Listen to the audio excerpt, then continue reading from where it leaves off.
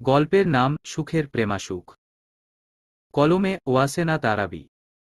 শেষ অংশ। জেনিথ এসেছে। বসার ঘরে বসে মামা মামিদের সঙ্গে কথা বলছে। গতকাল রাতে তাড়াহুড়া করে বেরিয়ে গিয়েছিল জেনিথ। আজ আসতে পারে এমন কথাও বলে যায়নি। মাসহুদ মাহাকে ঘরে পৌঁছে দিয়ে বসার ঘরে এলো। মাসহুদকে দেখে জেনিথ ভ্রু নাচিয়ে বলল, এসে কি শুনলাম ভাই? তুই নাকি একটিলে দুবার পাখি শিকার করেছিস। বাহ ভাই বাহ। মাসহুদ বসতে বসতে বলল, তুই আবার শুরু করিস না। সবাই সত্য জানে, শুধু শুধু পচাচ্ছে আমাকে। মাহা ছোট থেকেই অবুঝ, এটা জানার পরেও সবাই এমনভাবে তীর নিক্ষেপ করছে যেন আমি মহাপাপী। এই পাপিতাপি মানুষটার ওপর রহম কর বইন। জেনিথ সোফায় মাথা ঠেকিয়ে হাসছে। মাসহুদ টেবিলের ওপর রাখা কফির কাপটা হাতে নিয়ে বলল, কাল ওভাবে চলে গেলি কেন? আর বলিস না। ভার্সিটির এক নতুন ছাত্রকে র্যাগ ট্যাগ দিয়ে বেহাল দশা করে ফেলেছে সিনিয়ররা।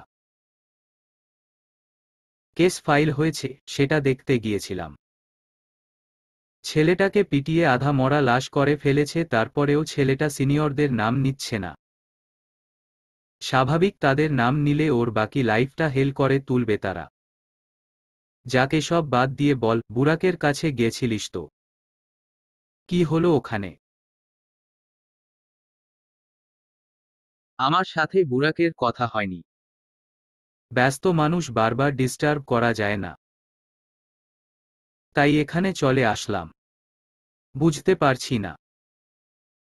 মাহাকে সেহনাতের কাছে রেখে বুরাক আমাকে নিয়ে বেরিয়ে আসে। তারপর 1 ঘন্টা কেটে যায়।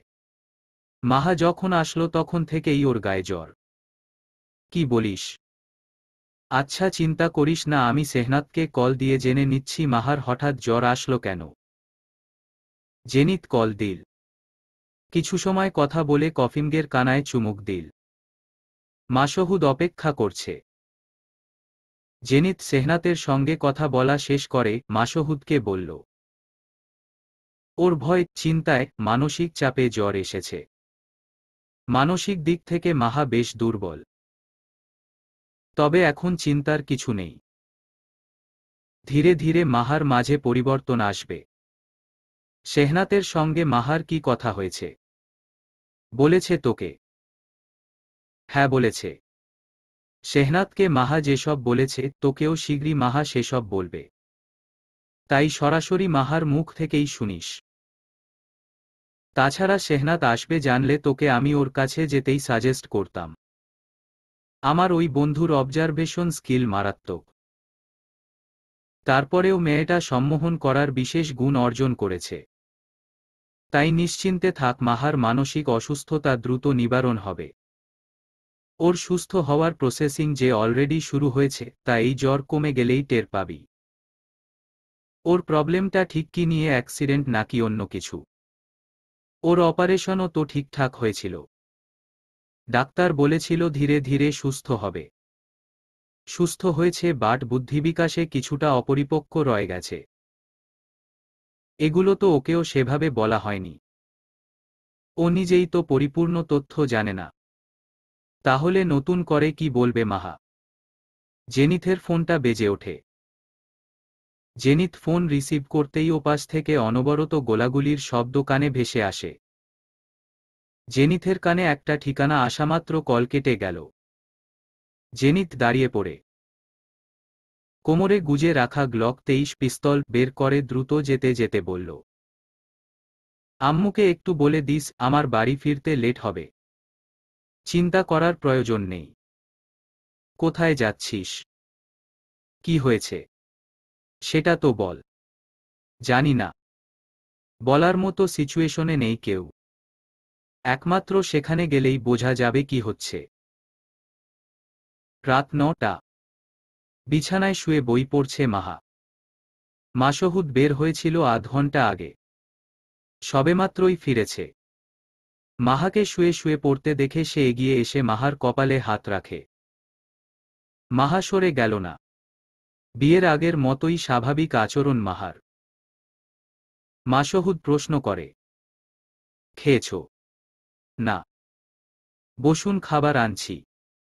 আমি আনছি। তুমি শুয়ে থাকো।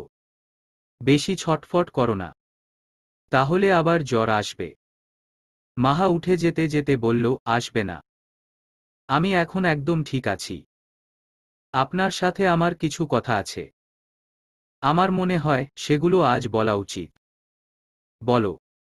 না, খাওয়ার পর। আচ্ছা। মাহা আঙ্গুল কচলিয়ে মাসহুদের দিকে তাকালো। চোখে বেকুলতা। বুক ধড়ফড় করছে। কপাল ঘামছে। মাথা ব্যথা করছে। মাসহুদকে গোপন কথাগুলো বলার পর ও কি ভাববে, কিভাবে রিয়াক্ট করবে, সেটা ভাবছে মাহা। শেহনাতকে কল দিলে সুবিধা হতো। যদি মাহা বুঝিয়ে বলতে না পারে তাহলে শেহনাত বলবে। সে তো সব জানে। মাহা আমতা আমতা করে বলল, বলছি শেহনাত আপুকে যদি কল দিয়ে রাখি। মাসহুদ ভ্রু কুঁচকে বলল, তোমার আপুও জুটে গেছে। আচ্ছা, কল দাও, যদি ইচ্ছে হয়। মাহা শেহনাতকে কল দিল। শেহনাত কল রিসিভ করে বলল, প্রিটি গার্ল, মাসহুদকে সব বলেছ? এখন বলবো। বলো। তবে আমার মনে হয় তোমরা নিজেরা একান্তে এসব বললে ভালো হতো। কিন্তু তোমার যখন অস্বস্তি হচ্ছে তখন থাকছি কলে। এবং মাসহুদ ভাই, দুঃখিত ইন্টারাপ্ট করার জন্য। আমি একদম নীরব থেকে শুনব। বিরক্ত করব না আপনাদের। মাসহুদ রেগে তাকালো। ওর চেয়ে বাইরের একটা মেয়ে মাহার কাছে এতটা গুরুত্ব পায়। অপমানিত বোধ করল মাসহুদ। শেহনাতের কথাগুলো খারাপ লাগলো বইকি। মাহা মাসহুদের দিকে তাকিয়ে আছে। ফোনের ওপাশ থেকে শেহনাত গুনগুন করে ওঠে, যদি মিথ্যে মনে হয় সব পুরনো কথা, যদি চায়ের কাপেতে জমে নীরবতা, তবে বুঝে নিও চাঁদের আলো কত নিরুপায়। মাহা, কথা বলো। মাসহুদ ভাই, আপনি হয়তো এটা ভাবছেন আপনার বউ আপনার থেকে আমাকে বেশি গুরুত্ব দিচ্ছে। আদতে তা সত্য নয়। সবটা শোনার পর আপনি কিভাবে রিয়াক্ট করবেন সেটা ভেবে চিন্তা করছে মাহা। আমি জানি আপনি সবটা শুনে একদম স্বাভাবিক থাকবেন। যেটা মাহা বুঝতে চাইছে না, একটা মানুষ হঠাৎ পরিবর্তন হতে পারে না, সময়ের প্রয়োজন পড়ে। তারপরেও যদি আমার কলে থাকা আপনার পছন্দ না হয় তাহলে আমি কলটা কেটে দিচ্ছি। মাসহুদ দ্রুত বলল, না না, এমন কিছু নয়। আপনিও থাকুন, সমস্যা নেই। সবটা যখন জানেন তখন গোপনীয়তার কি আছে। শেহনাত হেসে বলল, মনে মনে এসবই ভাবছিলেন। আমার ঘরেও একজন আছে। আপনার থেকেও সে বেশি পজেসিভ। তাই এমন খতরনাক জেলাসি সম্পর্কে জ্ঞান আছে আমার। মাসহুদ লজ্জা পেল। মাহা লম্বা শ্বাস নিয়ে বলতে শুরু করে, আমি তখন 3তে পড়ি। স্কুল থেকে বাড়ি ফিরছিলাম। হঠাৎ দেখতে পেলাম নয়ন কাকু রিনিতা আপুকে টেনেহিঁচড়ে নিয়ে যাচ্ছে। আপু আমাকে নিষেধ করল তার কাছে যেতে। আমি দৌড়ে পালাতে যাব এমন সময় নয়ন কাকুর ভাইপো অয়ন আমাকে ধরে ফেলে। আমাকেও নিয়ে গেল একটা অন্ধকার ঘরে। ঘরে কিছু দেখা যাচ্ছিল না। কোনো দরজা বা জানালা দেখা যাচ্ছিল না। আমি চিৎকার করে কাঁদছিলাম, কেউ শোনেনি। অন্ধকারে আমার দম বন্ধ হয়ে আসে। পুরো ঘর হাতড়ে একটা জানালা পাই। আমি জানালার পাল্লা খোলার চেষ্টা করি। একটু খুলতেই দেখলাম আপুকে বিবস্ত্র করে ওরা দুজনে। আমি চিৎকার দিতেই অয়ন এসে আমার ঘরের দরজা খুলে আমাকে র মারে। আমার গায়ে বাজেভাবে হাত দেয়। আমার খারাপ লাগে, কষ্ট হয়। তারপর আমি ওর হাতে কামড় দেই, তারপর ও সরে দাঁড়ায়। আমাকে ধরে ফেলার চেষ্টা করে কিনা জানি না, আমি খোলা দরজা দেখে দৌড়ে বাইরে চলে এলাম। মেইন রোডে আসতেই একটা সাদা গাড়ির সাথে ধাক্কা খাই। আমার ঘাড়ে থাকা ব্যাগ পড়ে যায়। তারপর কিছুই মনে নেই। এসব মনে ছিল না আমার। অয়নকে দেখার পর হঠাৎ মাহা হাঁপাচ্ছে, ভয় থরথর করে কাঁপছে। মাসহুদ মাহাকে টেনে বুকের সঙ্গে মিশিয়ে নিয়ে বলল, আর কিচ্ছু বলতে হবে না, তুই শুধু শান্ত হয়ে বস। মাসহুদ মাহার মাথায় হাত বুলিয়ে দেয়। মাহা ফুপিয়ে কাঁদছে। ফোনের ওপাশ থেকে শেহনাত বলল, আপনারা ওকে ওর অ্যাক্সিডেন্টের কথা বলেননি? এটা উচিতকার্য ছিল। বললে তখন থেকেই ওর সমস্যা হতো। ও বেশ কিছু সময়ের স্মৃতি ভুলে গেছে, এটাও ভুলে গিয়েছিল। তবে কিছু মানুষের ক্ষেত্রে পিটিএসডি সাংঘাতিক রকমের রোগ নয়। সাময়িক সময়ের জন্য কিছু স্মৃতি ভুলে যায় মানুষ, পরবর্তীতে সেসব ধীরে ধীরে মনে পড়ে। এসব আমি বুরাকের থেকে জেনেছি। সুতরাং সেটার ওপর ভিত্তি করে এবং মাহার আচরণ পর্যবেক্ষণ করে যেটা বুঝতে পেরেছি সেটা হচ্ছে ওর ইন্টিমেসিতে প্রবলেম হয়। বাট একবার যদি ওর ভয়টা কাটানো যায় তাহলে হয়তো ধীরে ধীরে আপনার স্পর্শ নিতে পারবে। বিয়ের আগে থেকে ও আপনাকে পছন্দ করে, তবে আপনি প্রেমিকা বানানোর পর ও সেসব চিন্তা থেকে সরে আসে। সবার ভালো চাওয়ার যে বিরল গুণ মাহার, সেটাই ওর কাল হয়ে ওঠে। ওর অ্যাক্সিডেন্ট হওয়ার পর মাহাকে যে ডাক্তার অপারেট করে তার সঙ্গে কথা হয়েছে। মাহার মাথায় আঘাতের কারণে সেরিব্রাল ইনফার্কশন অর্থাৎ অপর্যাপ্ত অক্সিজেন সরবরাহের কারণে কোষগুলোর একটি গুচ্ছ মারা যায়, যে কারণে ওর বোঝার ক্ষমতা কিছু অংশ লোপ পায়। সময়ের সাথে সাথে ওর বুঝতে পারার ক্ষমতা বৃদ্ধি পেত, কিন্তু ওর মস্তিষ্কে গেঁথে থাকা সেই নিকৃষ্ট চিত্র ওকে স্বাভাবিক হতে দেয়নি। ওর থেকে ওর স্বাভাবিকতা কেড়ে নেয়। ও নারী পুরুষের কোনো অন্তরঙ্গ মুহূর্ত দেখত না কিংবা গল্প শুনত না। প্রেম জিনিসটা আপনার থেকে আপনাকে দেখে যতটুকু বুঝেছিল সেটাও নির্মূল হয় আপনার প্রেমিকার কথা শুনে। বিয়ের আগে ও যদি কাউকে চোখ বুজে বিশ্বাস করে সেটা আপনি। তাই আপনার কষ্ট হলে ও আপনাকে স্পর্শ করতে সংকোচ বোধ করত না। কিন্তু বিয়ের পর রাহা ওকে পুনরায় কিছু শিখিয়েছে, তাই আপনি ওকে কোলে নিতেই মাহা সেন্সলেস হয়ে যায়। আপনারা ওকে সব সময় এত ভালোবাসা দিয়েছেন যে ও চাইলেও কঠিন হতে পারেনি। আবেগী আহ্লাদী হয়ে উঠেছে। তবে চেষ্টা করবেন ওকে স্বনির্ভর হতে দেওয়ার। আপনাদের ছোট ছোট ব্যবহারে ও কষ্ট পায়, এটা থেকে বের হতে হবে। জীবনের সকল কঠিন মুহূর্তে ও আপনাদের কাছে পাবে না। তাই নিজের ভালোটা ওকে নিজেকে বুঝতে হবে। ওর একটা সিটি স্ক্যান করিয়ে নেবেন। রেগুলার ঔষধ সেবন করবে। মনোবল পেয়েছে, সাহস যোগান। বাকি 5টা মেয়ের মতো ওকেও স্বাভাবিক দেখতে পাবেন। লাস্ট একটা কথা, অ্যাক্সিডেন্টের পুরো ঘটনা ওকে খুলে বলুন। এখন ভয়ের কিছু নেই। তাই ওর জানা উচিত কি ঘটেছিল। মাসহুদের রাশভারী প্রশ্ন, মাহার জন্য আপনি এত কিছু কেন করেছেন? শেহনাত হাসে, আমি আমার বন্ধুদের ভালোবাসি। এটা আপনার বউ মাহার জন্য নয়, আমার বন্ধু জেনিথের জন্য করেছি। জেনিথ আমাকে বিভিন্ন সময়ে নানাভাবে সাহায্য করেছে। ওর প্রিয় ভাইয়ের জন্য, ওর ভাবির জন্য এটুকু করা আমার কর্তব্য। নিন, অনেক রাত হল। আপনারা রাতের বাকি সময় কি করবেন সেটা ভাবুন, আমি ঘুমাই। আচ্ছা। মাসহুদ শেহনাতের বলা প্রতিটা শব্দের অর্থ বুঝেছে। সে এটাও বুঝেছে, মাহাকে কাছে টেনে না নিলে মাহা সর্বদা দূরেই থেকে যাবে। যদি এই সংবেদনশীল সময়ে মাহাকে ছোট ভেবে ও কষ্ট পেতে পারে, ভয় পেতে পারে বা কাঁদতে পারে ভেবে মাসহুদ নিজেকে নিয়ন্ত্রণ করে, তাহলে সেটা মাহার জন্য যথোপযুক্ত হবে না। আসলেই তো। মাহাকে আবেগী আহ্লাদী নমনীয় করার ক্ষেত্রে পরিবারের অত্যধিক যত্নই বেশি ভূমিকা রেখেছে। মাহা মাসহুদের চোখে চোখ রেখে বলল, আমি আমার অস্বস্তি দূর করতে চাই। সময় নিবি নাকি আজ? আজই। আপনার সমস্যা থাকলে বলুন।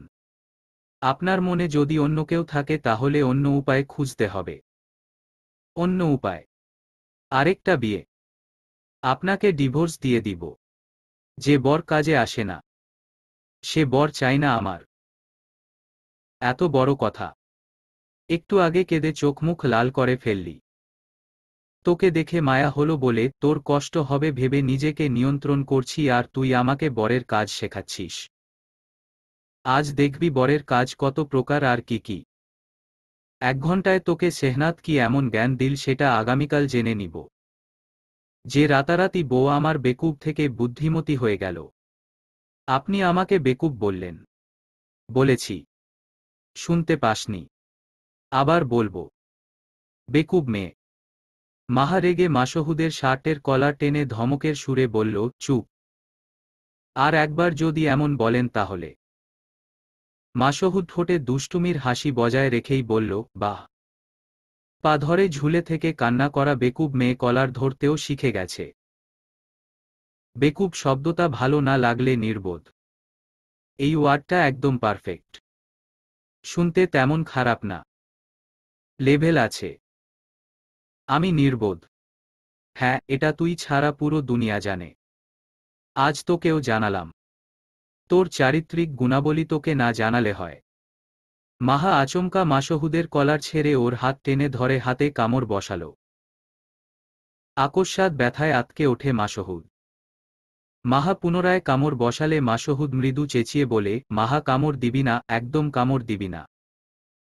আমি কামড় দিলে কিন্তু সহ্য করতে পারবি না। মাহার চেহারা রক্তিমবর্ণ ধারণ করে। চোখ মুখ আর কোক্ত করে পরের কামড় বসাবে এমন সময় মাসহুদ মাহাকে ধরে বিছানার ওপর ফেলে দিল। এরপর নিজের হাতের দিকে তাকিয়ে বলল, সকালে এই কামড়ের দাগ দেখে সবাই যেটা নিয়ে কথা শোনাবে এবার সেটা করে কথা শুনব। 1 মিনিট। শুরু আপনি করেছিলেন, তাহলে শেষটাও আমিই করি। মাহা ঘামছে। চেহারায় ভয় প্রকাশ পাচ্ছে। স্মৃতিতে সেই অস্পষ্ট বিশ্রী দৃশ্য। মাহা চোখ বুজে আছে। মাসহুদ মাহার কপালে ঠোঁট ছুঁয়ে নমনীয় কণ্ঠে বলল, এত সাহস দেখালি, এখন চোখ বন্ধ কেন? চোখ খোল। একবার আমার দিকে তাকা, মাহা। দেখবি সব ভয় কেটে যাবে। মাহা চোখ মেলল। মাসহুদ ওর দিকে ঝুঁকে মৃদু হাসে। পরপরই মাহার শ্বাস আটকে গেল। মাহা দুহাতে ঠেলেও সামনের মানুষটিকে নড়াতে সক্ষম হল না। বরং মানুষটি মাহার হাত নিজের কাঁধে জড়িয়ে রেখে বলল, ডিস্টার্ব করিস না। আজ রাতে যখন সেন্সলেস হোসনি তখন এই সুযোগটা কাজে লাগাতে দে। মাহা শ্বাস নিয়ে রেগে বলল, এভাবে না বলে আমার ঠোঁট চেপ। মাহা থেমে যায়। মাসহুদ হেসে বলল, সমস্যা কি? আগে না বলে যেটা করলাম সেটা না হয় এবার বলে করব। তোর নিশ্চয়ই বলে করা কাজগুলোতে আপত্তি নেই। কিন্তু আমি ভেবেছিলাম চেষ্টা আমি করব। শেহনাত আপু আমাকেই এই অস্বস্তি দূর করার চেষ্টা করতে বলেছিল। শেহনাত তোকে এটা বলেছে? Excellent advice. নে স্টার্ট কর। রাহা আপু যা যা শিখিয়েছে তার একটা পার্টও বাদ দিবি না। আচ্ছা, বাদ দিলে দিস, এই ছাড়টুকু তোকে দেওয়া যায়। কারণ যেটা বাদ পড়বে সেটা যোগ করার দায়িত্ব আমার। বিয়ের 1 মাস পূর্ণ হয়েছে আজ। মাহা এখন পূর্বের তুলনায় কঠিন মেজাজি হয়েছে। পড়াশোনা নিয়ে ভীষণ ব্যস্ত সে। পাঠ্য বইয়ের পাশাপাশি এখন থেকেই অ্যাডমিশনের জন্য পড়া শুরু করেছে। যেভাবেই হোক তাকে ভালো একটা ইউনিভার্সিটিতে চান্স পেতে হবে। মাহা প্রথমে ভেবেছিল সে ডাক্তার হবে। কিন্তু নিজের ওপর ভরসা পাচ্ছে না। ডাক্তার হওয়ার স্বপ্ন ওর জন্য নিতান্তই একটা ছেলেমানুষি ব্যাপার। যার ভুলে যাওয়ার রোগ আছে সে চেষ্টা করলে বড়জোর সবকিছু জানতে পারবে, শিখতে পারবে। কিন্তু বাস্তবিক জীবনে তা ব্যবহার করতে পারবে না। তাই মাহা ঠিক করেছে সে ইংরেজিতে অনার্স করবে। ইংরেজি সে ভালো পারে, তার প্রিয় বিষয় এটা। অফিস থেকে ফিরে মাসহুদ সোজা ওয়াশরুমে ঢুকেছে। একেবারে গোসল করে তারপর বেরিয়েছে। প্রেমার সঙ্গে বিকেলে দেখা হয়েছিল। মাহার কথা জিজ্ঞেস করছিল। প্রেমা এখন সুস্থ এটা মাহাকে জানাতে বলেছে। মাসহুদ তোয়ালে দিয়ে চুল মুছতে মুছতে বিছানার ওপর বসে। মাহা টেবিলে বসে পড়ছে। মাসহুদ এসেছে সেটা লক্ষ্য করেছে। মাসহুদ গলা খাকারি দিয়ে বলল, বর সারাদিন এত পরিশ্রম করে ঘরে ফিরেছে, আর বউকে দেখো কোথায় এসে একটু আদর সোহাগ করবে তা না বইয়ে মুখ গুজে বসে আছে। বিয়েটা কি বইয়ের সাথে হয়েছে আপনার? মিসেস রাদিয়া সামরিন। মাহা মুখটা কুঁচকে বলল, বরকে কি কোলে নিয়ে বসে থাকতে হবে? সব রেডি আছে, খেয়ে ঘুমান। এই চ্যাপ্টার শেষ না করে ওঠা যাবে না। কাল এক্সাম আছে। বউ আমার বুদ্ধি পেয়ে বদলে গেছে। আমার বোকা বউটাই ঠিক ছিল। মাহা পেছনে ঘুরে বসে। মাসহুদ বরাবরের ন্যায় একটা ট্রাউজার পরে খালি গায়ে বসে আছে। মাহা দ্রুত চোখ সরিয়ে নিল। মাসহুদ সেটা দেখে ব্যঙ্গ করে বলল, 30 দিনে কম করে হলেও 15 বার আমাকে এভাবে দেখেছ। হঠাৎ দেখতে না চাওয়ার কারণ কি? এই ফিটনেস সিক্স প্যাক ধরে রেখেছি কেন যদি বউ কি না দেখে? মাহা বইয়ের দিকে তাকিয়ে বলল, আজ দেখা যাবে না। কিন্তু আমার আজ দেখাতে ইচ্ছে করছে। ইচ্ছের লিস্ট বেড়েছে। একটা ইচ্ছা আজ পূরণ করতে না পারলে ঘুম হবে না রাতে। এখন কি করব? পরীক্ষা শেষ হবে, তারপর আপনার ইচ্ছাগুলোর লিস্ট দেখব। এখন না। এখন কোনো ইচ্ছা পূরণের সময় নেই আমার হাতে। তেমন গুরুতর ইচ্ছা নেই। এই আপনি থেকে তুমিতে আনানোর ইচ্ছাটাই আছে এখন। সময় লাগবে। 15 বছরের অভ্যাস। ধুর, দুদিনে ভাই থেকে জামাই হয়ে গেলাম। রাতারাতি ভালোবাসা বাসি করে ফেললাম। এসবের কাছে এই ছোটখাটো অভ্যাস কিছু না। ট্রাই করো, হয়ে যাবে। মাহা বিরক্ত চেহারায় বলে, কাইন্ডলি চুপ করো তুমি। বিরক্ত করো না। খাবার গুছিয়ে রেখেছি। খেয়ে ঘুমাও। সকালে আবার দ্রুত উঠতে হবে। ক্লান্ত হয়ে ফিরেছ, তারপরেও এত কথা বলে এনার্জি লস করছো কেন? তুমি করে বলেছি, এবার আর একটা কথাও বলবেন না। মাসহুদ উঠে এসে মাহার ঘাড়ে চিবুক রাখল। মাহার হাত থেমে নেই। খাতার ওপর কলমের আঁচড় অনবরত পড়ছে। আইসিটির প্রোগ্রামিং চ্যাপ্টার। মাসহুদ খেয়াল করে মাহার হাতের লেখায় পরিবর্তন এসেছে। আগের তুলনায় অত্যধিক সুন্দর হয়েছে। মাঝে মাঝে বিশেষ লাইনে ক্যালিগ্রাফিও করেছে। মাহা নতুন পারফিউম ব্যবহার করেছে। ঘ্রাণটা মধুর। মাসহুদ মাহার গলায় মুখ ঘষতেই মাহার কলম থেমে গেল। দাড়ির খোঁচায় ব্যথা পেল। মাসহুদ বলল, দ্রুত শেষ করো পড়া। রাত জেগে পড়া যাবে না। দ্রুত শেষ করতে বলেও শেষ করতে দিচ্ছেন না। এটা ঠিক। আনরোম্যান্টিক হয়ে গেছো। দুদিন আগেও টাচ করলে সেন্সলেস হয়ে যেতে, এখন উল্টে ঝাড়ি দাও। তোমাকে ডাক্তার দেখানো ঠিক হয়নি। মাহা মুখটা নিরেট করে বলে, চলুন খেয়ে ঘুমাই। পড়া না হলেও ঘুমটা হোক। মাহা উঠে যেতেই মাসহুদ পাণ্ডুর চেহারায় বিছানায় এসে বসল। একটা টি শার্ট পরে নিঃশব্দে হেঁটে গেল ডাইনিং টেবিলের দিকে। মাহা খাবার বাড়ছে। চেহারায় কাঠিন্যভাব স্পষ্ট। কিছু একটা নিয়ে চিন্তিত, কষ্ট পাচ্ছে কিন্তু বলছে না। গত 2-3 দিন ধরে ব্যাপারটা খেয়াল করছে মাসহুদ। মাসহুদের ওপর রাগ করে আছে নাকি অভিমান সেটাও বোঝার উপায় নেই। পরিবর্তনটা হুট করে হয়ে সবকিছু হুটহাট-ই হচ্ছে। খাবার টেবিলে কথা হলো না। মাসহুদ আগে এসেছে ঘরে। বিছানা ঠিক করে সে শুয়ে শুয়ে মাহার জন্য অপেক্ষা করছে। মাহা এলো মিনিট 10 পর। এসেই ঘরের দরজা লাগিয়ে লাইট অফ করে মাসহুদের পাশে শুয়ে পড়ে। জানালা খোলা। ঘরজুড়ে চাঁদের আলো। পিনপতন নীরবতা। দুজন পাশাপাশি থেকেও মনে হচ্ছে পুরো ঘরে দুজনেই একাকী। নীরবতা ভেঙে মাসহুদি প্রথম কথা বলে, কি হয়েছে? মাহার তৎক্ষণাৎ উত্তর, কিছু না। তাহলে এভাবে ইগনোর করছো কেন? কিছু হলে তো বলবা, না বললে বুঝবো কি করে? আমি কি কোনো ভুল করেছি? অজান্তে কষ্ট দিয়েছি? না, তেমন কিছু না। শুধু পরীক্ষার জন্যই। মাসহুদ মাহার দিকে এগিয়ে গিয়ে মাহার মাথা নিজের ডান হাতের ওপর রেখে মাহাকে পেছনে থেকে জড়িয়ে ধরল। মাহার চোখ গড়িয়ে এক ফোঁটা পানি পড়তেই মাসহুদ ভগ্নস্বরে বলে, বলো, কি হয়েছে? মাহা নাক টেনে বলে, আপনাকে ফোন দিলে আপনার পি এ ফোন রিসিভ করে, আমাকে ননদের মতো ট্রিট করে, আপনার সাথে তার মাখো সম্পর্ক বর্ণনা করে। এসব না হয় বাদই দিলাম, আপনি চরিত্রহীন নন সেটা আমি জানি, কিন্তু প্রেমা আপুর সাথে দেখা সাক্ষাৎ হচ্ছে সেটা জানানোর প্রয়োজন বোধ যে করে না তার সাথে থাকব না আমি। প্রেমার সঙ্গে 3 দিন আগে রাস্তায় দেখা হয়েছিল সেটা তুমি জানতে কিভাবে? আর আজ দেখা হয়েছে সেটা তো বলতামই, সুযোগ পাইনি বলে বলা হয়নি। জানব না? আপনার পি এ ছবি তুলে রেগুলার সেন্ড করে আমাকে, এদিক নেই ওদিক আছে।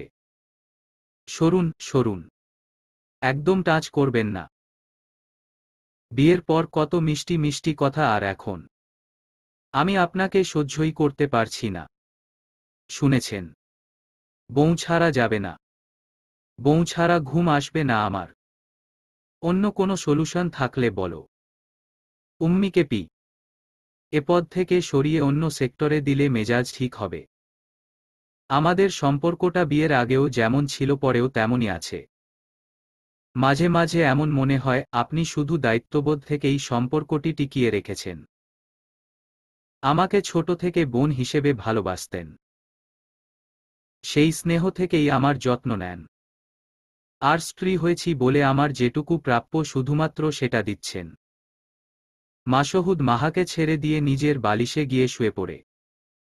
মাহা নিজের মনোভাবগুলোকে সত্য ভাবল মাসহুদের এমন আচরণে। তাই মনে মনে যা ঠিক করে রেখেছিল সকাল হতেই সেটার প্রস্তুতি নেবে বলে সিদ্ধান্ত নিল সে।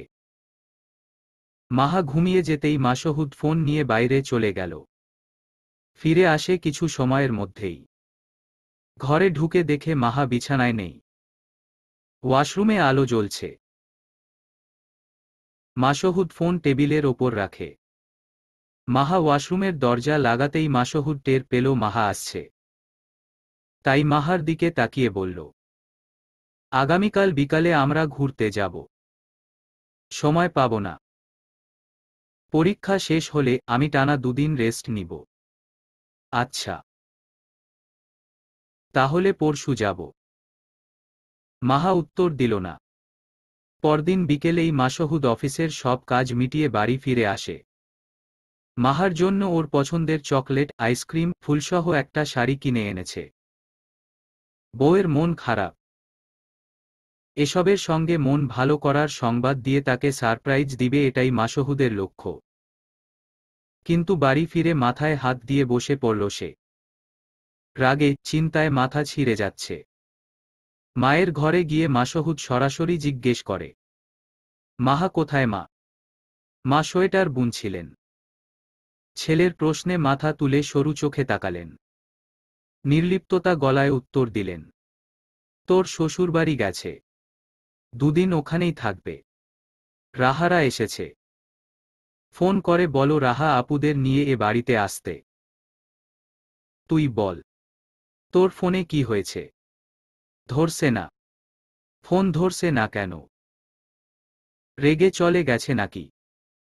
আশ্চর্য, রাগারাগি করেছিস আমাকে বলবি না?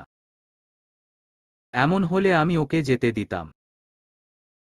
ও যাওয়ার সময় বারবার করে বলে গেছে তুই যেন অফিস বন্ধ করে ও বাড়ি না যাস। ঝগড়া হয়নি? আর তুমি আমাকে না জানিয়ে ওকে যেতে দিলে কেন? কুইক মা, জলদি ফোন করো। আর দ্রুত আসতে বলো ওকে। ওহ, ঝগড়া যখন হয়নি আর মেয়েটা যখন ও বাড়িতে থাকতে চাচ্ছে তখন থাকুক। 2 দিন পরে তো এমনিতেই চলে আসবে। তুই ফ্রেশ হয়ে আয়, আমি ভাত বাড়ছি। মাসহুদ রাগত স্বরে বলল, তোমার এত কষ্ট করতে হবে না, সব আমি করে নিব। তুমি শুধু তোমার বোনের মেয়েকে আনার ব্যবস্থা করো। আমার জিনিসপত্র ও গুছিয়ে রাখে, আমি এখন কিছু খুঁজে পাচ্ছি না। আচ্ছা আমি খুঁজে দিচ্ছি, চল। মাসহুদ চিন্তায় পড়ে গেল। মা বুঝতেই পারছে না সে কি খুঁজে পাচ্ছে না। ঘরে সব আছে, বউ নেই, এটা বলবে কি করে। মনটা ছটফট করছে, পড়ার টেবিল শূন্য পড়ে আছে। খুনসুটি করার মানুষ নেই। ঘরে এসে মাসহুদের নীল শার্ট খুঁজে দিলেন মা। শার্ট খুঁজে পেতেই বাইকের চাবি হারিয়ে গেল। মা বিরক্ত চোখে তাকালেন। মাসহুদ আমতা আমতা করে বলল, আমি খুঁজে নিচ্ছি, তুমি যাও। মা যেতে যেতে বললেন, এই না, বিয়েতে তোর অমত ছিল। মাসহুদ চমকে বলল, তুমি জানতে?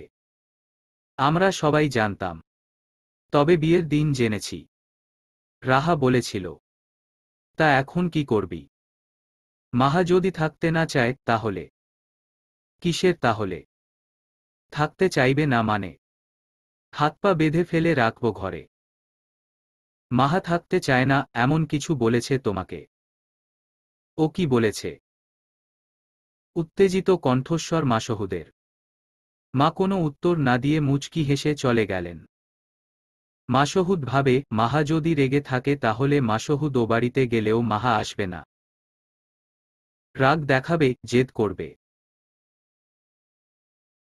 দুদিন গড়িয়ে সেটা দিনের পর দিন হতে পারে। মেয়েটার তেজ বেড়েছে খুব। মাসহুদ ভাবছে কি করা যায়। শেহনাতের সঙ্গে মাহার বেশ ভাব হয়েছে। ওকে কিছু বলেছে কিনা। শেহনাতের পরামর্শ মাহা বেশ মান্য করে। মাসহুদ শেহনাতকে ফোন দিল। রাহার দুই ছেলের সঙ্গে খেলছে মাহা। ঘরভর্তি খেলনার ফাঁকে ফাঁকে লুকাচ্ছে তারা, আর মাহা তাদের খুঁজছে। ওদের খুঁজে পেতেই পুরো ঘরজুড়ে হাসির ঝংকার। এই মন খুলে হাসিটা মাহা বড্ড মিস করেছে। 1 মাস পরে বাচ্চা দুটোকে কাছে পেয়ে মাহা পূর্বের মতো অবুঝ হয়ে উঠল যেন। পরীক্ষা ভালো হয়েছে। গত দুদিন ধরে রাতবিরাতে কল আসত মাসহুদের। উম্মি ফোন দিত। মাসহুদের তার পি এর সঙ্গে এত কথা বলা মাহার পছন্দ না। কাজের জন্য কিছু বলাও যায় না। তারপরেও সারা শরীর জ্বলে যায়। গতকাল রাতেও মাসহুদের বাইরে গিয়ে কথা বলা মাহার সহ্য হয়নি। মাসহুদ হয়তো উম্মিকে পছন্দ করে না সেভাবে, তারপরেও কেন লাই দিয়ে মাথায় তুলবে। ওর উচিত ছিল প্রথমেই উম্মিকে অন্য সেক্টরে দিয়ে দেওয়া, যেটা সে করেনি। প্রেমার কথা তৎক্ষণাৎ বলেনি, এটা গুরুতর অপরাধ। তাই এর শাস্তি ওকে দিতেই হবে। তবে এ বাড়িতে আসার পেছনে আরও একটি কারণ আছে। কারণটি হচ্ছে মাহা দেখতে চায়, বুঝতে চায় মাহা চলে আসার পর মাসহুদ কি করে। দায়িত্ব, কর্তব্যবোধ থেকে মাহার প্রতি ভালোবাসা দেখালে সে মাহার এখানে আসা মেনে নেবে। মাহা চায় না মাসহুদ এটা মেনে নিক। কিন্তু এখনো পর্যন্ত মাসহুদের আসার কোনো নামগন্ধ নেই। মাহা চিন্তায় পড়ে যায়, তবে কি মাসহুদ ওকে এখনো সেভাবে ভালোবেসে উঠতে পারেনি। মাহার অনুপস্থিতি মাসহুদকে পোড়াচ্ছে না। মাহার তো কষ্ট হচ্ছে। মাহা ফোনটা নেড়েচেড়ে শেহনাতকে কল দিল। দুবার রিং হতেই শেহনাত রিসিভ করল কল। মাহা হতাশ গলায় বলল, এখনো নিতে আসেনি। উনি মনে হয় সত্যিই আমাকে ভালোবাসে না আপু। তুমি শুধু শুধু আমাকে সান্ত্বনা দিচ্ছিলে। রাত শেষ হয়নি। তুমি দেখছি মাসহুদের আদুরে বউ হয়ে গেছো মাহা। বর ছাড়া একদম চলছে না। হা হা হা। উহু। পরীক্ষা কেমন হলো? ভালো। টেনশন হচ্ছে আপু। তুমি তো বলেছিলে উনি আমাকে না পেলে ছুটে আসবে। আসছে না তো। শেহনাত ঠাট্টা করে বলল, তাহলে বোধ হয় ভালোবাসে না। সত্যি? অস্পষ্ট কণ্ঠস্বর মাহার। শেহনাত হেসে বলল, ধুর বোকা মেয়ে। তোমার বর সন্ধ্যায় ফোন দিয়েছিল। তুমি আমাকে কিছু বলেছ কিনা সেটা জানতে। আমি কিছু বলিনি। দেখো দ্রুতই তোমাকে নিতে আসবে। আসলে চলে যাব। যদি চাও তোমার বর তোমার বিরহে দেবদাস হয়ে যাক তাহলে যেও না। কিন্তু আমি ভাবছি অন্য কথা। মাসহুদ নাকি হঠাৎ অসুস্থ হয়ে পড়েছে। কি হয়েছে জিজ্ঞেস করার পরও বলল না। আমার মনে হয় মারাত্মক কোনো অসুখ। তোমাকে এটা বলতে মানা করেছিল। কিন্তু আমার মনে হয় তোমার জানা উচিত। ফোনে ওর গলা শুনে ভালো লাগেনি আমার। কি হয়েছে ওনার? কেমন আছে? আমাকে বারবার ফোন দিয়েছে, রিসিভ করিনি। আমি বাড়ি যাচ্ছি আপু। উনি সুস্থ হলে শাস্তি দেওয়া যাবে। অসুস্থ মানুষকে কষ্ট দিতে হয় না, তাই না বলো? মাহার যুক্তি শুনে হাসি পেল সেহনাতের। মেয়েটা লজ্জা পাচ্ছে, তাই সায় দিয়ে বলল, হ্যাঁ তাই তো। তোমার যাওয়া উচিত। হয়তো অসুখ বেড়েছে তাই তোমাকে নিতে আসতে পারেনি। তুমি বরং নিজেই চলে যাও। সাবধানে বাড়ি পৌঁছে গিয়ে দেখো বরের কি অবস্থা। আচ্ছা আপু, রাখছি। মাহা ফোন কেটে দিল। শেহনাতের ফোনে পুনরায় অন্য একটি নাম্বার থেকে কল আসে। মাসহুদ কল করেছে। শেহনাত দুজনের পাগলামি দেখে মুচকি হাসে। কল রিসিভ করতেই মাসহুদ তাড়াহুড়া করে বলল, বলেছেন? বলেছি। তবে ওকে বোকা বানানো কি ঠিক হচ্ছে? রাগ করে এবার সত্যি সত্যি চলে গেলে আমি কিন্তু আর কিছু বলতে বা করতে পারব না। বাড়ির বাইরে অনুমতি ছাড়া এবার এক পা দিয়ে দেখাক। এরপর আহত গলায় বলে, তাছাড়া বোকা বানাচ্ছি কোথায়? আমি তো অসুস্থই। কঠিন অসুখ হয়েছে আমার। কোনো ঔষধে কাজ হচ্ছে না। হ্যাঁ তাই তো। এই অসুখ তো যে সে অসুখ না। প্রেমের অসুখ। ভালোবাসার অভাবে, বউয়ের অভাবে রোগটা হয়েছে।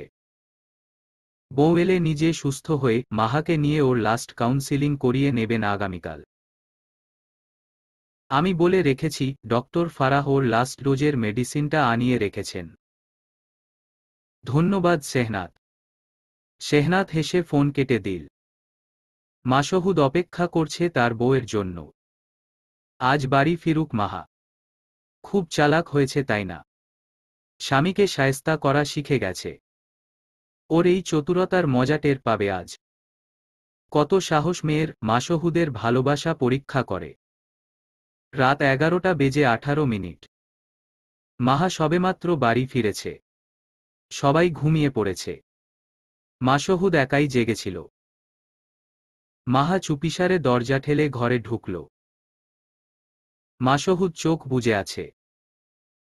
মাহা পা টিপে টিপে মাসহুদের শিয়রে এসে দাঁড়ায়।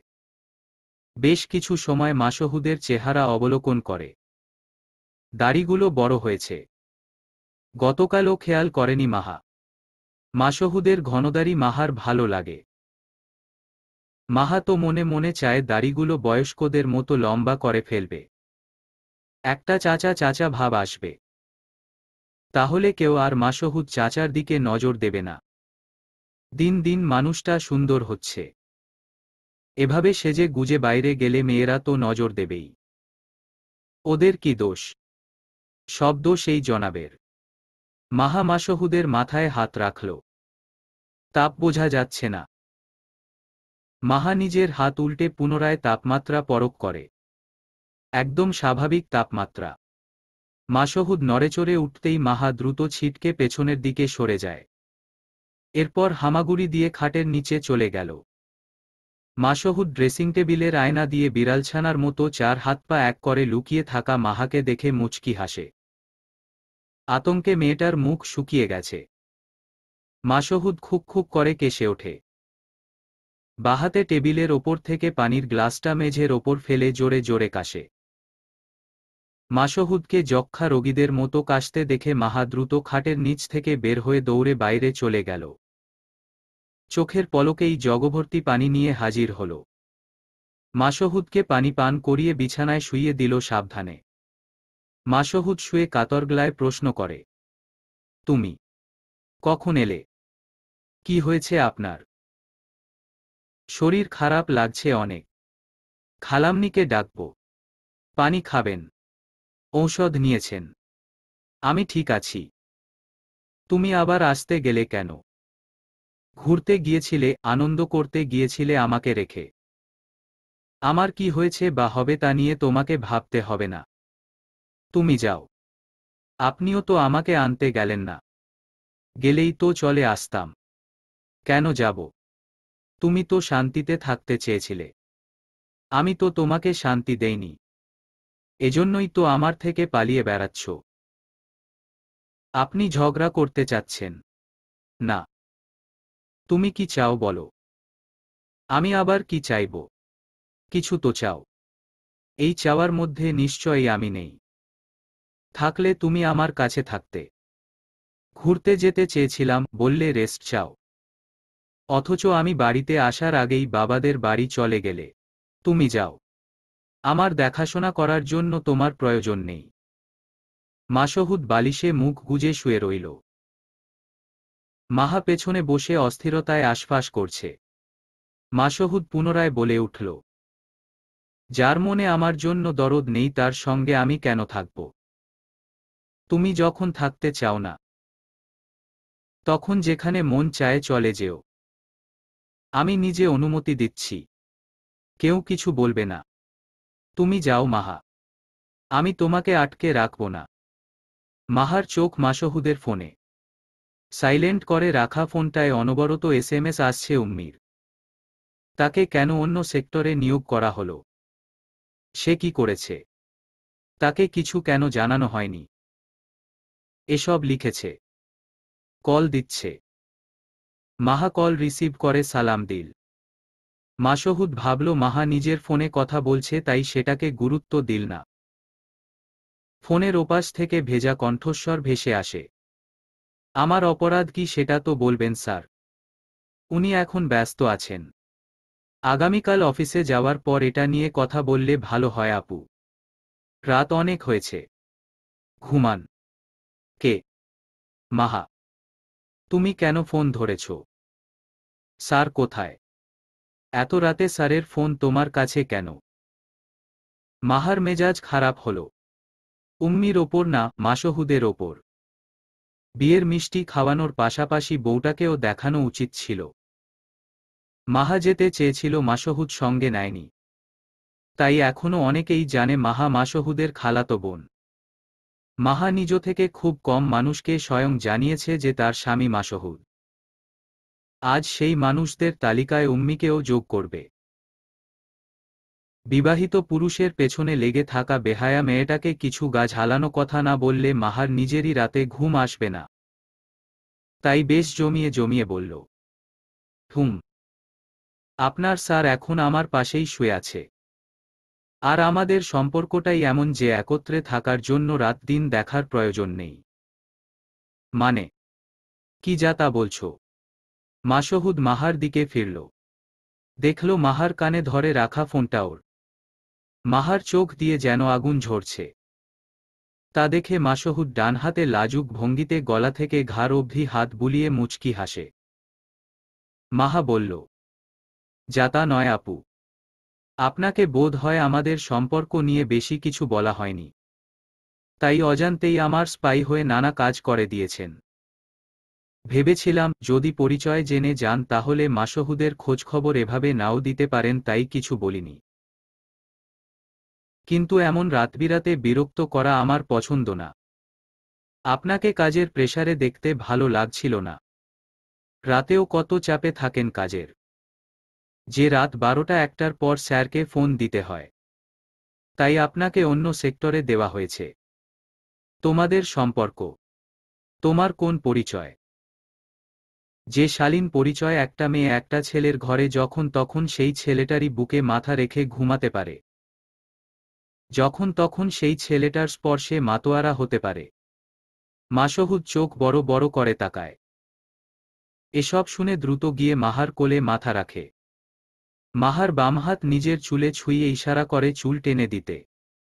মাহা সেটাও নোট করে বলল, এই যে দেখুন, এখন আপনার স্যার আমার কোলে মাথা রেখে শুয়ে আছে। আমি তার চুল টেনে দিচ্ছি। তুমি স্যারের বউ। মাহা মাসহুদের দিকে ফোনটা এগিয়ে দিয়ে বলল, নিন এই নির্বোধ উম্মিকে আমার পরিচয় জানান। এত কিছু শুনেও মাসহুদ দ্রুত ফোনটা কেড়ে নিয়ে বলল, মাহা আমার একমাত্র বউ উম্মি। আমাদের প্রাইভেট মোমেন্টে আর ডিস্টার্ব না করলে খুশি হব। রাখছি। মাসহুদ ফোন কেটে মাহার দিকে তাকালো। মাহা জোরে জোরে চুল টানছে। মনে হচ্ছে সবগুলো চুল আজকেই গোড়া থেকে তুলে ফেলবে। মাহা মাসহুদের চুল ধরে ঝাঁকিয়ে বলল, আহা উম্মি, কত দরদ। সুন্দরী মেয়ে দেখলে মাথা আর শব্দ ঠিক থাকে না, তাই না? কি এমন বললাম যে আবার রেগে যাচ্ছ? এত ব্যাখ্যা দিয়ে নরম গলায় কথা বলতে হবে কেন? ওই মেয়ের সাথে? তুমি যে বললে। আমি বলবো। আমার পেছনে তো লাগছে না। আপনি কেন বলবেন? নিজে আশকারা দিয়ে মাথায় তুলেছেন বলেই তো এই দশা। আচ্ছা, আমার ভুল হয়েছে। এরপর থেকে কঠিন বসের মতো কথা বলবো। ঠিক আছে। এখন বলো, ডেফিনেশন যেভাবে দিলে ওভাবে একটা ট্রায়াল দিলে কেমন হয়? কিসের ট্রায়াল? কি ডেফিনেশন? আপনার না আমাকে প্রয়োজন নেই। সরুন, আমি এখনই চলে যাব। মাসহুদ মাহার কোমর জড়িয়ে শুয়ে রইল। মাহা রেগে নিজেকে ছাড়ানোর চেষ্টা করছে। মাসহুদ মাথা নাড়িয়ে নরম গলায় বলল, তুমি গেলে আমার কি হবে? কিচ্ছু হবে না। বেশ ভালো থাকবেন। নতুন নতুন সুন্দরী মিষ্টভাষিনী পাবেন। আমার দরকার আছে নাকি? আছে। প্রচুর। তুমি গেলে আমার শরীর ভালো থাকবে না। তাপমাত্রা বেড়ে যাবে, অস্থির লাগবে, ঘুম আসবে না, খেতে পারবো না। মিথ্যা কথা। এত কিছু হলে বাড়ি এসে 7 ঘন্টা বসে থাকতেন না? ছুটে গিয়ে নিয়ে আসতেন আমাকে। আমি অপেক্ষা করছিলাম। কিন্তু তা তো হবে না। আমি গেলেই তো আপনার শান্তি। প্রেমা সুস্থ। তোমাকে এটা বলতে বলেছিল। তোমার প্রসঙ্গ ব্যতীত ওর সঙ্গে আর কোনো কথা হয়নি আমার। উম্মির বাবা আমাদের বেশ পুরনো এমপ্লয়ি, তাই ওকে কিছু বলতে পারি না। তবে আজ যা করলে তারপর বলতে বাধ্য হতে হবে। এভাবে একটা বাইরের মেয়ের জন্য ঘরের বউ চলে গেলে আমার বেশ সমস্যা হবে। মাহা মাসহুদকে স্বাভাবিকভাবে কথা বলতে দেখে ভ্রু কুঁচকে তাকাল। এই লোক নাকি অসুস্থ? এখন তো একদম সুস্থ।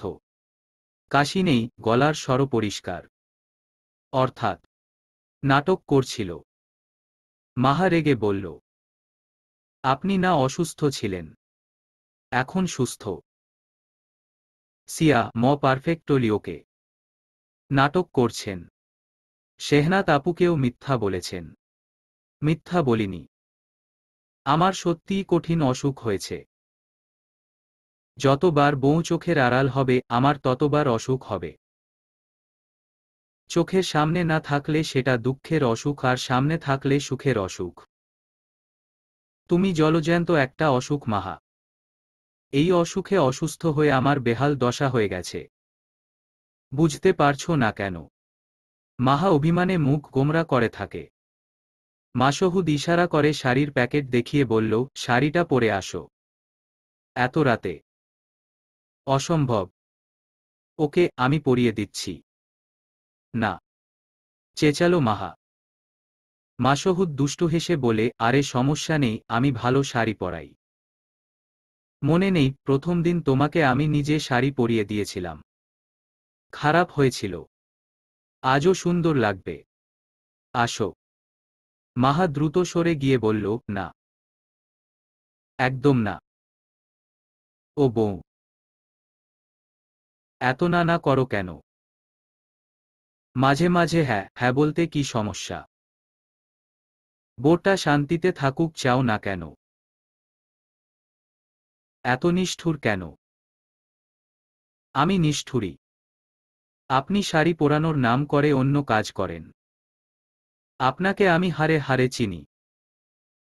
শাড়ির নাম মুখে আনবেন না আর। এই কথা। তাহলে তো আজ শাড়ি পরিয়েই ছাড়ব। মাহা নিচে নেমেই দৌড়। মাসহুদও দৌড়াচ্ছে। বিছানার এপাশে ওপাশে পর্দার আড়ালে টেবিলের চতুর্দিক ঘিরে ওদের ছোটাছুটি। হাসতে হাসতে ক্লান্ত হয়ে পড়ছে মাহা, তবুও থামছে না। মাসহুদও ছাড়বার পাত্র নয়। মন যখন চাচ্ছে বউকে শাড়িতে দেখবে তখন যাই হয়ে যাক না কেন আজ বউকে শাড়ি পরাবেই। মাহা দরজা পার করে বাইরে ছুটে যেতে যেতে বলল, ধরতে পারলে পরব, এখন শুধু শাড়ি পরানোতে ক্ষান্ত হব না বউ, করা ঔষধ প্রয়োজন। আজ রাতে তুমি ঘুমানোর চিন্তা বাদ দাও। যেভাবে ছোটাচ্ছ, যতক্ষণ ছোটাবে তৎসময় ঘুম থেকে দূরে থাকবে। আজ তোমাকে ছাড়ব না। আমি নালিশ দিব। ওসব নালিশে আমার কিছু যায় আসে না। আর তোমার মুখ দিয়ে এখন নালিশ বের হবে না সেটা জানি আমি। তাই ভয় দেখিয়ে লাভ নেই। একবার ধরি, তারপর দেখো বরকে ফেলে যাওয়ার চিন্তা করার কি পরিণতি হয়। মাহা ছুটতে ছুটতে রান্নাঘরে চলে আসে। মাসহুদ রান্নাঘরে ঢুকেই ছিটকিনি তুলে দিল। মাহা আতঙ্কে তাকায়। ছিটকিনি খোলার সাধ্য নেই ওর। ওর থেকে বেশ উঁচুতে ছিটকিনি। লাফিয়ে খোলার চেষ্টা করতে করতে ওকে মাসহুদ ধরে ফেলবে। মাহা দেওয়ালে পিঠ ঠেকিয়ে হাঁপায়। মাসহুদ গরমে শার্টের উপরের দুটো বোতাম খুলে বুকে ফু দিল। এরপর শার্টের হাতা গোটাতে গোটাতে এগিয়ে আসে। মৃদু হেসে বলে, এবার কোথায় পালাবে বউ? মাহা হার মেনে নিল। ক্লান্ত হয়ে তাকের ওপরেই বসে পড়ে। মাসহুদ মাহার কাছে গিয়ে ওকে পাঁচকোলা করে তুলে নিল। মাহা দুহাতে মাসহুদের গলা জড়িয়ে ধরে। মাসহুদ ছিটকিনি খুলে মাহাকে কোলে নিয়েই সিঁড়ি বেয়ে বেডরুমে আসে। মাহাকে বিছানার ওপর বসিয়ে শাড়ি বের করে দরজা লাগিয়ে দিল মাসহুদ। মাহা করুণ চোখে তাকায়। মাসহুদ অনড় কণ্ঠে বলে, ওভাবে তাকালেও আজ গলব না। কিছুটা থেমে মাসহুদ পুনরায় বলল, গল্ব তো বিশেষ ঔষধিতে। প্রস্তুত তো সেটা দেওয়ার জন্য। মাসহুদের চোখের সংকেতে মাহা নিজের দৃষ্টি নত করে ফেলল লজ্জায়। মনে মনে বলল, আপনার এই অসুখ যেন সারাজীবন থাকে মাসহুদ। আপনার এই প্রেমাসুখ আমার সবথেকে প্রিয় সুখ। সুখের শুরুটা আপনাকে দিয়েই শুরু হয়েছিল, শেষটাও যেন আপনাকে ঘিরেই হয়। ভালোবাসি আপনাকে। নরনারীর ভালোবাসা কি সেটা বোঝার পর থেকে শুধু আপনাকেই ভালোবাসি। মাসহুদ মাহাকে শাড়ি পরিয়ে ওকে বিছানায় বসিয়ে রেখে লাইট অফ করল। জানালার পর্দা সরিয়ে কাঁচ লাগিয়ে দিল। চাঁদের আলোতে মাহাকে স্পষ্ট দেখা যাচ্ছে। মাসহুদ মাহার সামনে এসে বসে। মাহার হাতটা নিজের শক্ত হাতের মুঠোয় পুরে ধীরকণ্ঠে বলল, ভালোবাসি মাহা, স্ত্রী এবং প্রেয়সী হিসেবে। বিয়ের আগে কি সম্পর্ক ছিল সেটার ওপর ভিত্তি করে নয়। এই পবিত্র বন্ধনটির কারণে আমার মনে তোমার জন্য যে অনুভূতি জন্মেছে, তা মৃত্যুর আগ অবধি মিটবে না। কথা দিচ্ছি, সারা জীবন আগলে রাখব, ভালোবাসব, সব আবদার মেটাব, সকল ইচ্ছা পূরণ করব, সব কথা শুনব, সব রাগ সহ্য করব। সবকিছুর পরিবর্তে তুমি শুধু দুটি কথা দাও মাহা। ঝগড়া, রাগ, মারামারি, কাটাকাটি যাই হোক না কেন, আমাকে ছাড়া বাবার বাড়ি, নানার বাড়ি, দাদার বাড়ি, চাচা, ফুফু, মামাসহ কারোর বাড়ি যাবে না। আর আমি যা বলবো তাই মেনে চলবে। পারবো না। মাসহুদ ঈষৎ বিস্ময় নিয়ে প্রশ্ন করে, কি? কেন? আপনার লাস্ট লাইনের জোর অনেক। যা বলবেন তাই মেনে চলার মধ্যে সবকিছু পড়বে। মাসহুদ বিরক্ত হয়ে বলল, বউয়ের এই অতিরিক্ত বুদ্ধি আমাকে ডোবাবে। আগামীকাল গিয়ে বোকা বানানোর কাউন্সিলিং করাবো আমি। বুঝো পেয়ে লস হয়েছে। এই লোকসানের ক্ষতিপূরণ আগে নিয়ে নেই, তারপর বাকি সব দেখছি। মাসহুদ মাহার দিকে এগিয়ে যেতেই মাহা পিছিয়ে যায়। এক পর্যায়ে দেওয়ালের সাথে মিশে গেল পিঠ। লাজুক আর কোক্ত চেহারা মাহার। মাহার কপালে এসে পড়া একগুচ্ছ অবাধ্য চুল ওর কানের পেছনে গুজে দিল মাসহুদ। মাহা চোখ তুলে তাকায়। চোখাচোখি হয়।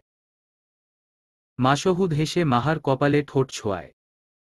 মাহা চোখ বুজে নেয় সুখে। এরপর খুবই স্বল্পস্বরে আওড়ে ওঠে, ভালোবাসি। সমাপ্ত।